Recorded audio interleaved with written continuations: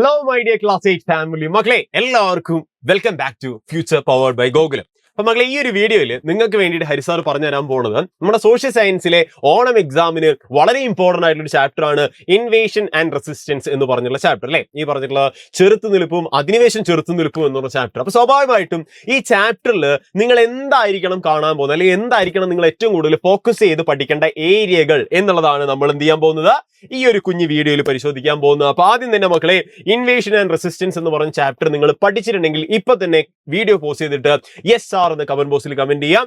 എന്നിട്ട് നമുക്ക് എന്ത് ചെയ്യാം, പതുക്കെ സ്റ്റാർട്ട് ചെയ്യാം. അപ്പൊ അതിന് മുന്നേ ഞാൻ ഒരു കാര്യം പറയാം, നമ്മുടെ ബാച്ചില് ഫ്യൂച്ചറിന്റെ ക്ലാസ് 8ന്റെ സ്കൈ ബാച്ചിൽ നമ്മൾ ഈ ചാപ്റ്റർ അടിപൊളിയായിട്ട് കംപ്ലീറ്റ് ആക്കിയിട്ടുണ്ട്. അപ്പൊ നിങ്ങൾ എന്ത് ചെയ്യണം, ഒരുപാട് മക്കളുണ്ടാവും പഠിക്കാൻ വേണ്ടിയിട്ട് തയ്യാറായിട്ട് ഓണം എക്സാമിന് എവിടെ തുടങ്ങണം എവിടെ അവസാനിപ്പിക്കണം എന്ന് അറിയാത്ത മക്കളുണ്ടാവും. അപ്പൊ ഇവിടെ നിന്ന് തുടങ്ങിയിട്ട് മക്കളെ നിങ്ങൾ നന്നായിട്ട് പഠിക്കാൻ വേണ്ടി ശ്രമിക്കുക. സോഷ്യലിൽ നമുക്ക് ഓണം എക്സാമിന് നല്ല മാർക്ക് മേടിക്കാൻ പറ്റട്ടെ. അപ്പൊ ആദ്യം തന്നെ ഇൻവേഷൻ ആൻഡ് റെസിസ്റ്റൻസ് എന്ന് പറഞ്ഞ ചാപ്റ്ററിൽ, ഈ പറഞ്ഞ അധിനിവേശം ചെറുത്തുനിൽപ്പ് എന്ന് പറഞ്ഞ ചാപ്റ്ററിൽ എന്താണ് പഠിക്കുന്നത് അല്ലെങ്കിൽ എന്താണ് നമ്മൾ അറിയേണ്ടത്, ഇവിടെ ഞാൻ കുറച്ച് പോർഷൻസ് ആയിട്ട് നിങ്ങൾക്ക് വേണ്ടിയിട്ട് വെച്ചിട്ടുണ്ട്. അതിൽ ഒന്നാമത്തെയാണ് യൂറോപ്യൻസ് കം ടു ഇന്ത്യ എന്ന് പറഞ്ഞ ഭാഗം. അതായത് യൂറോപ്യൻസ് ഇന്ത്യയിലേക്ക് വന്ന ഒരു സമയം ഉണ്ടായിരുന്നു. ആദ്യമായിട്ട് വന്നത് ആരാണ്, അവസാനം ഇവിടുന്ന് പോയത് ആരാണ് എന്നൊക്കെ പറഞ്ഞിട്ട് ഒരുപാട് നമ്മൾ പഠിക്കുന്നുണ്ട്. ഇതിന് നിങ്ങളൊരു ഓർഡർ എന്താണെന്ന് മനസ്സിലാക്കി വെക്കുക. അതായത് ഇവിടെ ഈ പറഞ്ഞിട്ടുള്ള യൂറോപ്യൻസ് ഇന്ത്യയിലേക്ക് വരാൻ അവരെ സഹായിച്ചിട്ടുള്ള കുറച്ച് ഘടകങ്ങളുണ്ട്, കുറച്ച് ഫാക്ടേഴ്സ് ഉണ്ട്. അവർക്ക് പണ്ട് എയ്റോപ്ലെയിൻ ഉണ്ടായിരുന്നോ ഇല്ല, തീവണ്ടി ഉണ്ടായിരുന്നോ ഇല്ല, അവരെങ്ങനെയായിരിക്കും ഈ പറഞ്ഞ ഇന്ത്യയിലേക്ക് അല്ലെങ്കിൽ ഏഷ്യയിലേക്ക് വന്നത് എന്നുള്ളത് വളരെ ഇമ്പോർട്ടന്റ് ആയിട്ടുള്ള ക്വസ്റ്റ്യൻ ആണ്.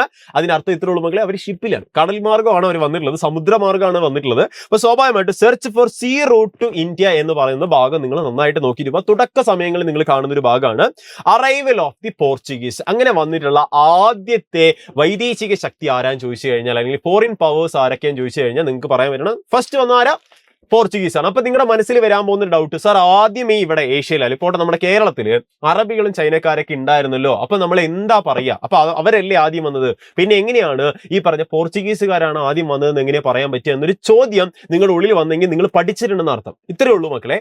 സമുദ്രമാർഗം അല്ലെങ്കിൽ കടൽ മാർഗം വന്നിട്ടുള്ള ആദ്യത്തെ യൂറോപ്പിലെ ശക്തി ആരാന്ന് ചോദിച്ചു കഴിഞ്ഞാൽ നിങ്ങൾക്ക് എന്ത് പറയാൻ പറ്റണം, പോർച്ചുഗീസുകാരാണ്. ഇവിടെ ഓൾറെഡി ആരുണ്ട്, അറബികളും ചൈനക്കാരൊക്കെ ഉണ്ട്. ഓക്കെ, അവർക്ക് ഏഷ്യയിൽ നിന്ന് തന്നെ കടന്ന് അങ്ങോട്ടും ഇങ്ങോട്ടും പോകാൻ പറ്റുന്ന ഒരു ആളുകൾ ആയിരുന്നു. പക്ഷേ യൂറോപ്പിൽ നിന്ന് ആളുകൾ വന്ന എങ്ങനെയാ, സമുദ്രമാർഗം വന്ന വൈദേശിക ശക്തിയായിരുന്നു. 1498 1498 ആരാ വന്നത്, വാസ്കോഡ ഗാമിയായിരുന്നു. നമുക്കറിയാം കാപ്പാട് ബീച്ചിലാണ് കോഴിക്കോട് വന്നിറങ്ങിയത്. അപ്പൊ സ്വാഭാവികമായിട്ടും അറൈവൽ ഓഫ് ദി പോർച്ചുഗീസ് എന്നുള്ള ഭാഗം നന്നായിട്ട് പഠിച്ചു വെക്കാം. Vasco da Gama reaches Kappad in 1498, beginning of European trade in India. അങ്ങനെ അവിടെ നിന്നോട്ടാണ് യൂറോപ്യൻ കച്ചവടത്തിന്റെ അല്ലെങ്കിൽ യൂറോപ്യൻ വ്യാപാരത്തിന്റെ ഒരു തുടക്കം നമുക്ക് എന്ത് ചെയ്യാൻ പറ്റുക, കാണാൻ പറ്റുക. അതിനുശേഷം വന്നിട്ടുള്ള ഒരുപാട് ശക്തികളുണ്ട്. നമുക്ക് അതിന് ഓർഡർ വെച്ചിട്ട് എന്നെ ഒന്ന് പഠിച്ചു നോക്കാം. അതായത് പോർച്ചുഗീസുകാർ ആദ്യം വന്നു, അതിനുശേഷം ഡച്ചുകാർ വന്നു, ഇംഗ്ലീഷുകാർ വന്നു, ഫ്രഞ്ചുകാർ വന്നു. ഇതാണ് അതിന്റെ ഒരു ഓർഡർ. ഇപ്പൊ നിങ്ങൾ ആദ്യം കൺഫ്യൂഷൻ അടിക്കരുത്. പോർച്ചുഗീസുകാർക്ക് ശേഷം ആരാ വന്നത്, ഒരിക്കലും ബ്രിട്ടീഷുകാരല്ല വന്നത്. വന്നതാരാ, ഡച്ചുകാരാ വന്നത്. ഈ ഡച്ചുകാരും ഇംഗ്ലീഷുകാരും പിന്നീട് യുദ്ധമൊക്കെ നടത്തിയിട്ടുണ്ടായിരുന്നു. ആ യുദ്ധം പിന്നീട് കർണാട്ടിക് വാറുകൾ എന്നൊക്കെ പേരിൽ അറിയപ്പെടുന്നുണ്ട്. അതിനുശേഷം ഈ പറഞ്ഞ ഇംഗ്ലീഷുകാർ ഫ്രഞ്ചുകാരൊക്കെ വന്നിട്ടുണ്ട്. അപ്പൊ ആ ഒരു കാര്യമൊക്കെ നിങ്ങൾ എന്ത് ചെയ്യുക, ഒന്ന് അറിഞ്ഞിരിക്കുക. ഓക്കെ, ഇംഗ്ലീഷുകാരും ഫ്രഞ്ചുകാരാണ് കർണാട്ടിക് വാർ, ആ ഒരു കാര്യം നിങ്ങൾ എന്ത് ചെയ്യുക, ജസ്റ്റ് അറിഞ്ഞിരിക്കുക. അപ്പൊ ഫസ്റ്റ് വന്നതാരാ, Portuguese, then Dutch, then English, then French. ഇവരാണ് ഈ പറഞ്ഞിട്ടുള്ള ഒരു ഓർഡറിൽ നിങ്ങൾ അറിഞ്ഞിരിക്കുക. ഇതിൽ തന്നെ ഇംഗ്ലീഷുകാരും ഫ്രഞ്ചുകാരും നടത്തിയിട്ടുള്ള യുദ്ധങ്ങളെ നമ്മൾ എന്ത് വിളിക്കും, കർണാട്ടിക് വാറുകൾ എന്ന് വിളിക്കുക. ഇംഗ്ലീഷുകാരും മറന്നുകൊണ്ട, ഇംഗ്ലീഷുകാരും ഫ്രഞ്ചുകാരും തമ്മിൽ നടന്നിട്ടുള്ള യുദ്ധങ്ങളെയാണ് നമ്മൾ എന്ത് വിളിക്കുക, കർണാട്ടിക് യുദ്ധങ്ങൾ എന്ന് വിളിക്കുക. ഓക്കെ, ഇവരൊക്കെ തമ്മിൽ അങ്ങോട്ടും ഇങ്ങോട്ടൊക്കെ വാറുകൾ നടന്നിട്ടുണ്ട് കേട്ടോ. ഇവരുടെ വ്യാപാരം, ഇവർക്ക് മോണോപ്പൊളി വേണ്ടി ഇതിട്ടുണ്ട്, യുദ്ധങ്ങൾ നടന്നിട്ടുണ്ട്. ഇതിന്റെ ഇടയിൽ ഡച്ചിനെ പരാജയപ്പെടുത്തി ആരാന്ന് ചോദിച്ചു കഴിഞ്ഞാൽ കേരളത്തിൽ ഉണ്ടായിരുന്ന, അന്ന് തിരുവിതാംകൂർ ഭരിച്ചിരുന്ന മാർത്താണ്ഡവർമ്മയാണ് ഡച്ചുകാരെ പരാജയപ്പെടുത്തിക്കൊണ്ട് എന്ത് ചെയ്തിട്ടുള്ളത്, ഡച്ച് അധിനിവേശം ഇന്ത്യയിൽ മൊത്തത്തിൽ തന്നെ അവസാനിപ്പിച്ചത് മാർത്താണ്ഡവർമ്മയായിരുന്നു. ബാറ്റിൽ ഓഫ് കുളച്ചൽ എന്നൊക്കെ പറഞ്ഞിട്ട് 1741 1741 നിങ്ങൾ കാണുന്ന കാര്യമൊക്കെ ചാപ്റ്റർ വായിക്കുമ്പോൾ നിങ്ങൾക്ക് മനസ്സിലാക്കാൻ പറ്റും. ഇനി ഈ പറഞ്ഞിട്ടുള്ള എന്തിനൊക്കെ വേണ്ടി, ട്രേഡിനും പൊളിറ്റിക്കൽ ഇൻഫ്ലുവൻസിനും വേണ്ടി, രാഷ്ട്രീയപരമായിട്ടുള്ള സ്വാധീനത്തിനും അല്ലെങ്കിൽ അധികാരത്തിനും അതുപോലെ തന്നെ വ്യാപാരത്തിന്റെ കുത്തകയ്ക്ക് വേണ്ടിയിട്ടാണ് ഇവരെന്ത് ചെയ്തിട്ടുള്ളത്, ഈ പറഞ്ഞ യുദ്ധങ്ങളൊക്കെ സംഘടിപ്പിച്ചിട്ടുള്ളത്. അപ്പം ഇംഗ്ലീഷുകാരും ഫ്രഞ്ചുകാരും കർണാട്ടിക് വാർ, ഡച്ച് ആരെ തോപ്പിച്ചത്, മാർത്താണ്ഡവർമ്മ, ബാറ്റിൽ ഓഫ് കുളച്ചൽ, പോർച്ചുഗീസുകാരെ ആദ്യം വന്ന ആരെ, വാസ്കോ ഡ ഗാമ 1498. അപ്പൊ ആ ഒരു കാര്യമൊക്കെ നിങ്ങളെ മനസ്സിലുണ്ടാവണം കേട്ടോ. Then expansion of the English east India company. അവിടെ നിന്നാണ് ഈ പറഞ്ഞ കർണാട്ടിക് യുദ്ധത്തിന് ശേഷം ഞാൻ പറഞ്ഞു കർണാട്ടിക് യുദ്ധങ്ങൾ ആരൊക്കെ തമ്മിലെ ഇംഗ്ലീഷുകാരും ഫ്രഞ്ചുകാരും. അപ്പൊ ഈ യുദ്ധത്തിനൊടുവിൽ ഫ്രഞ്ചുകാർ പരാജയപ്പെടുകയാണ്. അപ്പൊ മൊത്തത്തിലുള്ള അധികാരം ആരുടെ കയ്യിൽ വരികയാണ്? ഇംഗ്ലീഷുകാരുടെ കയ്യിലേക്ക് എത്തുകയാണ്. അവിടെ നിന്നാണ് ഇംഗ്ലീഷ് ഈസ്റ്റ് ഇന്ത്യ കമ്പനി എന്ന് പറഞ്ഞ കമ്പനി ഇന്ത്യയിൽ മൊത്തത്തിൽ എന്ത് ചെയ്യുന്നത്? എക്സ്പാൻഡ് ആവുന്നത്. അതിന് പ്രധാനമായിട്ട് 2 യുദ്ധങ്ങൾ അതിനെ സഹായിച്ചിട്ടുണ്ട്. ബാറ്റിൽ ഓഫ് പ്ലാസിയും ബാറ്റിൽ ഓഫ് ബക്സർ എന്ന് പറഞ്ഞുള്ള 2 യുദ്ധങ്ങൾ എന്ത് ചെയ്തിട്ടുണ്ട്? ഇംഗ്ലീഷ് ഈസ്റ്റ് ഇന്ത്യ കമ്പനിയെ ഇന്ത്യയിൽ സ്പ്രെഡ് ചെയ്യുന്ന അല്ലെങ്കിൽ ഇന്ത്യയിൽ അതിന്റെ ഒരു ആധിപത്യം ഉണ്ടാക്കുന്നതിൽ ഒരുപാട് സഹായിച്ചിട്ടുണ്ട്. കാരണം ബാറ്റിൽ ഓഫ് പ്ലാസി അവർ വിജയിച്ചു 1757. അതിനുശേഷം ബാറ്റിൽ ഓഫ് ബക്സർ 1764 എന്ത് ചെയ്തിട്ടുണ്ടെന്ന് വിജയിച്ചിട്ടുണ്ടായിരുന്നു.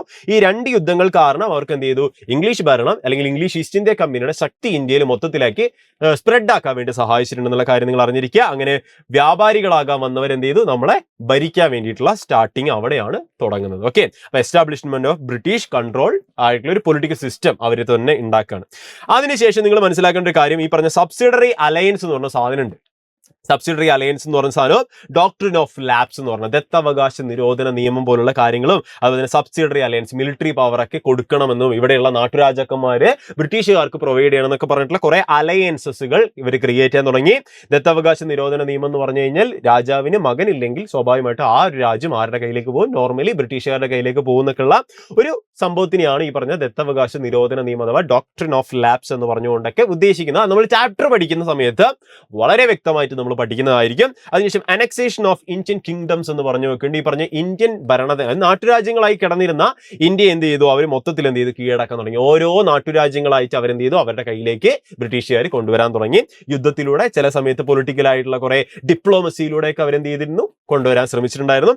Loss of power of native rulers, അങ്ങനെ ഇവിടെ ഉണ്ടായിരുന്ന നാട്ടുരാജ്യക്കന്മാർക്ക് കംപ്ലീറ്റ്ലി അവരുടെ പവറുകൾ ഇല്ലാണ്ടായി എന്ന് പറഞ്ഞു വെക്കുന്നുണ്ട് ആദ്യ ഭാഗങ്ങളിൽ നമ്മുടെ ചാപ്റ്ററിന്റെ. അതിനുശേഷം റെസിസ്റ്റൻസ് ഇൻ കേരള എന്ന് പറഞ്ഞു നോക്കുന്നുണ്ട്. നമ്മൾ കേരളത്തിലേക്ക് പിന്നെ വരികയാണ്. നമ്മുടെ ചാപ്റ്ററിന്റെ കുറച്ചുകൂടെ മുന്നോട്ട് പോകുമ്പോൾ നമ്മൾ കേരളത്തിനെ പറ്റി പഠിക്കും. അവിടെ നമ്മൾ കുഞ്ഞാലി മരക്കാരെ പറ്റിയിട്ടും സാമൂതിരിമാരെ പറ്റിയിട്ടും സാമൂതിരിമാരെ എങ്ങനെയാണ് ഈ പറഞ്ഞ പോർച്ചുഗീസുകാരെ റെസിസ്റ്റ് ചെയ്തതും, കുഞ്ഞാലി മരക്കാർ എന്ന് പറഞ്ഞത് ഒരു പട്ടമാണ് അല്ലെങ്കിൽ ഒരു സ്ഥാനപ്പേരാണ്, ഒരു വ്യക്തിയല്ല എന്നുള്ള. അപ്പൊ സ്വാഭാവികമായിട്ടും അതിനുശേഷം പഴശ്ശിരാജയെ പറ്റി നമ്മൾ കാണുന്നുണ്ടാവും. വേലുത്തമ്പി ദളവയെ പറ്റി നമ്മൾ കാണും. വേലുത്തമ്പി ദളവയൊക്കെ ഒരുപാട് ഈ പറഞ്ഞ റെസിസ്റ്റൻസ് പ്രാചീനമായിട്ട് അല്ലെങ്കിൽ ഈ പറഞ്ഞ പ്രാദേശികമായിട്ടുള്ള റെസിസ്റ്റൻസിന്റെ ഭാഗമായിട്ടുള്ള ആളുകളാണ് വേലുത്തമ്പി ദളവയെ പോലുള്ള ആളുകൾ. പാലിയത്തച്ഛനൊക്കെ നിങ്ങൾ ആ ഭാഗത്തായിരിക്കും. ജസ്റ്റ് നമ്മൾ പറഞ്ഞു പോവാം. ഇനി ആറ്റിങ്ങൽ റിവോൾട്ടിനെ പറ്റി നിങ്ങൾ പഠിക്കും. ആറ്റിങ്ങൽ റിവോൾട്ട് അവസാന ഭാഗത്താണ് നമ്മുടെ ചാപ്റ്ററിന് വരിക. എങ്കിൽ പോലും ആറ്റിങ്ങൽ റിവോൾട്ട് എന്താണ്, അല്ലെങ്കിൽ ആ രാജ്ഞിയുമായി ബന്ധപ്പെട്ട, ആറ്റിങ്ങലിൽ ഒരു രാജ്ഞി ഉണ്ടായിരുന്ന രാജ്ഞിയുമായി ബന്ധപ്പെട്ട കാര്യങ്ങൾ എന്തൊക്കെയാണെന്ന് ഒക്കെ നമ്മൾ ആ ചാപ്റ്ററിന്റെ ആ ഒരു ഭാഗം എത്തുമ്പോൾ പഠിക്കുന്നതായിരിക്കും കേട്ടോ. അതിനുശേഷം കുണ്ടറ പ്രൊക്ലമേഷൻ എന്ന് പറഞ്ഞൊരു സാധനം, കുണ്ടറ വിളംബരം എന്ന് പറഞ്ഞൊരു വിളംബരമൊക്കെ സംഘടിപ്പിക്കുന്നുണ്ട്. എന്തിനു വേണ്ടിയിട്ടാണെന്നും ആർക്ക് വേണ്ടിയിട്ടാണെന്നും ഇതിന്റെ ഒരു പശ്ചാത്തലം എന്താണെന്നും ബാക്ക്ഗ്രൗണ്ട് എന്താണെന്നൊക്കെ നമ്മൾ ഈ ചാപ്റ്ററിന് പഠിക്കുന്നുണ്ടാവും റെസിസ്റ്റൻസ് ഇൻ കേരള എന്ന് പറഞ്ഞ ഭാഗത്തിൽ.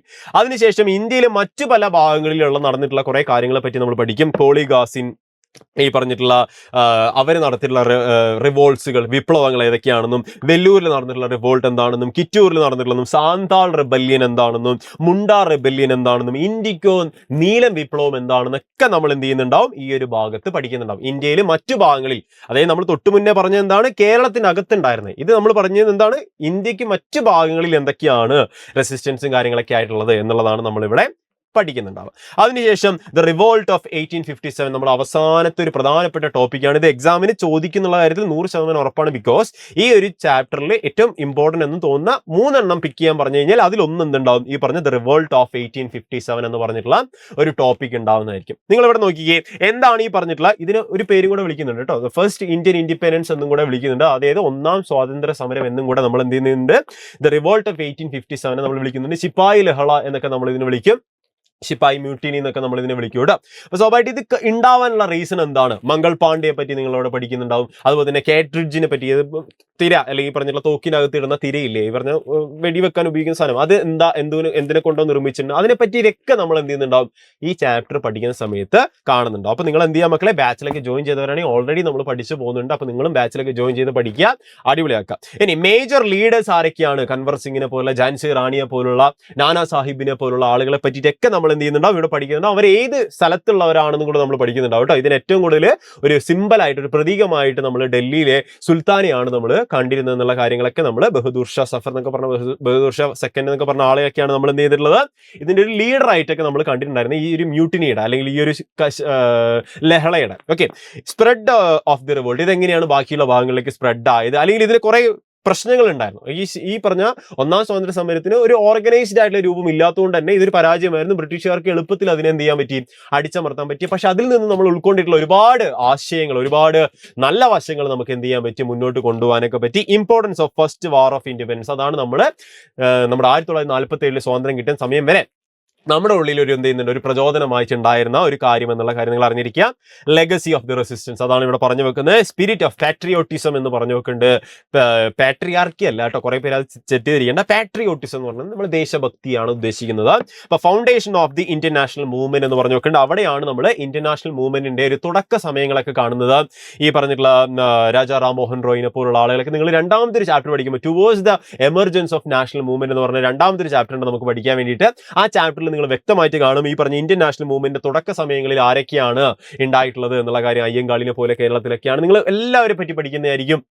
പണ്ഡിത രമാബായിനെ പറ്റി നിങ്ങൾ പഠിക്കുന്നതായിരിക്കും അവിടെ. അങ്ങനെ ഒരുപാട് കാര്യങ്ങൾ നമ്മൾ ഈ പറഞ്ഞ രണ്ടാമത്തെ ചാപ്റ്ററിൽ പഠിക്കുക. പക്ഷേ ഇവിടെ നമ്മൾ കാണുന്നുണ്ടാവും ഇന്ത്യൻ നാഷണൽ മൂവ്മെന്റ് തുടക്ക സമയങ്ങളിൽ കണ്ടിട്ടുള്ള ആ ഒരു സ്പിരിറ്റ്, അല്ലെങ്കിൽ ആ ഒരു ബേസ് കോർ ആയിട്ടുള്ള ഐഡിയ നമുക്ക് എവിടെ നിന്ന് വരുന്നത്, ഈ പറഞ്ഞിട്ടുള്ള ഒന്നാം സ്വാതന്ത്ര്യ സമരത്തിൽ നിന്ന് തന്നെയാണ്. അതിനുശേഷം യൂണിറ്റി എഗിൻസ്റ്റ് കൊളോണിയൽ റൂൾ എന്ന് പറഞ്ഞു വെക്കേണ്ട, ഈ പറഞ്ഞിട്ടുള്ള ബ്രിട്ടീഷുകാർക്കെതിരെ ഒന്നിച്ച് നിന്ന് പോരാടണം, അല്ലെങ്കിൽ ഒന്നിച്ച് നിൽക്കാം എന്നുള്ളൊരു ആശയമൊക്കെ വരുന്നത് ഈ പറഞ്ഞിട്ടുള്ള ഒന്നാം സ്വാതന്ത്ര്യ സമരത്തിന് ശേഷമാണ്. Inspiration for later freedom struggles, അതിനുശേഷം ബാക്കി വന്ന ഓരോ സ്വാതന്ത്ര്യ സമരത്തിന് വേണ്ടിയിട്ടും ഒരു ഇൻസ്പിരേഷൻ ആയിട്ട് നിന്നത് ഈ പറഞ്ഞിട്ടുള്ള ഒന്നാം സ്വാതന്ത്ര്യ സമരം തന്നെയാണ്. അപ്പൊ ആ ഒരു കാര്യമൊക്കെ നമുക്കിവിടെ പഠിക്കാനുണ്ട്. ഇത്തരം കാര്യങ്ങളൊക്കെ നമ്മൾ വളരെ വ്യക്തമായിട്ട് നമ്മുടെ ബാച്ചിലും കാര്യങ്ങളൊക്കെ പറയുന്നത്. അപ്പോൾ നമ്മൾ സ്കൈ ബാച്ചിൽ നമുക്ക് ഇപ്പൊ ജോയിൻ ചെയ്യാം. 9995200700 എന്ന് പറഞ്ഞ നമ്പറിലേക്ക് ഉടനെ തന്നെ വിളിക്കാം. ഇതേപോലുള്ള ഓരോ ചാപ്റ്ററിലും നിങ്ങൾ എന്താണ് പഠിക്കേണ്ടത്, അല്ലെങ്കിൽ എന്താണ് നിങ്ങൾ കാണുന്നത് എന്നുള്ളത് വളരെ ഷോർട്ടായിട്ട് പറഞ്ഞു തരണമെന്ന് ആഗ്രഹമുള്ളവർ എന്ത് ചെയ്യുക, കമന്റ് ബോക്സിൽ എന്ന് പറയാം. നമുക്ക് എന്ത് ചെയ്യാം, അടുത്തൊരു വീഡിയോ ആയിട്ട് വളരെ പെട്ടെന്ന് തന്നെ കാണാം മക്കളെ. ഹാപ്പി ലേണിംഗ് നമുക്ക് എന്ത് ചെയ്യാം, കാണാം. Bye bye, see U.